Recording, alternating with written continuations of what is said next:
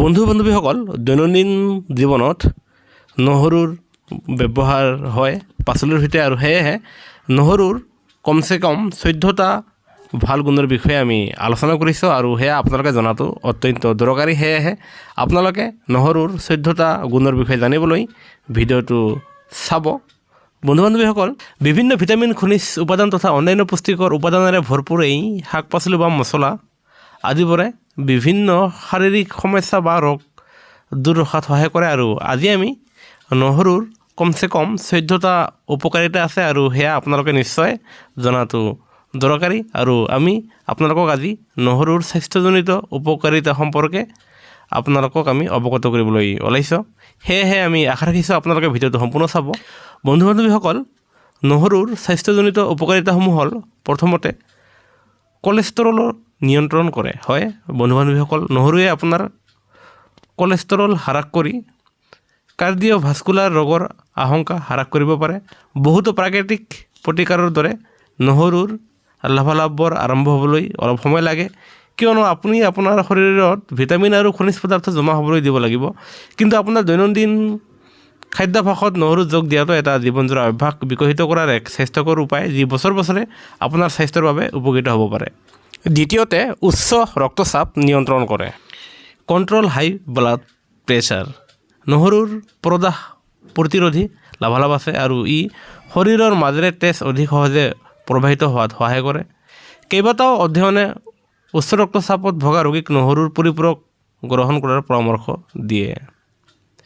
তৃতীয়তে, হৃদপিণ্ডৰ স্বাস্থ্য সুৰক্ষিত ৰাখে।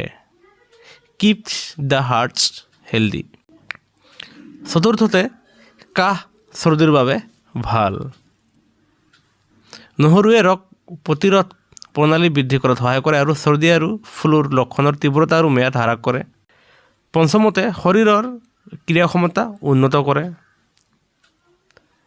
ষষ্ঠতে, ছালৰ মানদণ্ড উন্নত কৰে।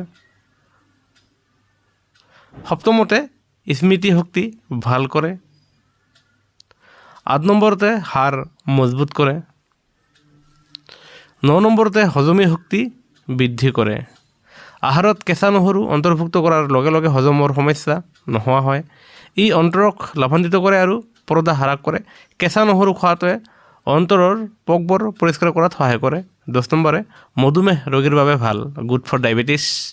মধুমেহ ৰোগীয়ে কেঁচা নহৰু সেৱন কৰি তেওঁলোকৰ ৰক্ত শৰ্কৰাৰ স্তৰ নিয়ন্ত্ৰণ কৰিব পাৰে।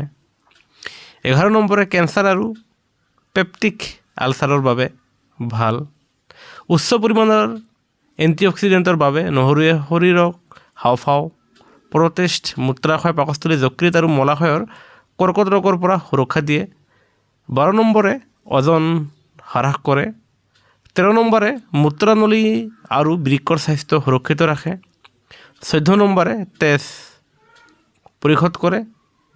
আৰু সেয়েহে আমি আপোনালোকক এই 14টা গুণাগুণ দেখুৱালোঁ আৰু সেয়েহে নহৰুৰ উপকাৰিতা আমাৰ দৈনন্দিন জীৱনত খুবেই স্বাস্থ্যৰ বাবে উপকাৰী। সেয়েহে বন্ধু বান্ধৱীসকল, আপোনালোকে যদিহে নিশ্চয় নহৰুৰ কিবা এটা উপকাৰিতা হ'লেও জানিবলৈ সক্ষম হৈছে, তেনেহ'লে ভিডিঅ'টোত এটা লাইক দিব। আনহাতে আমাৰ চেনেলটো ছাবস্ক্ৰাইব কৰি বন্ধুবৰ্গৰ সৈতে শ্বেয়াৰ কৰিবলৈ নাপাহৰিব। ভিডিঅ'টো চোৱাৰ বাবে ধন্যবাদ।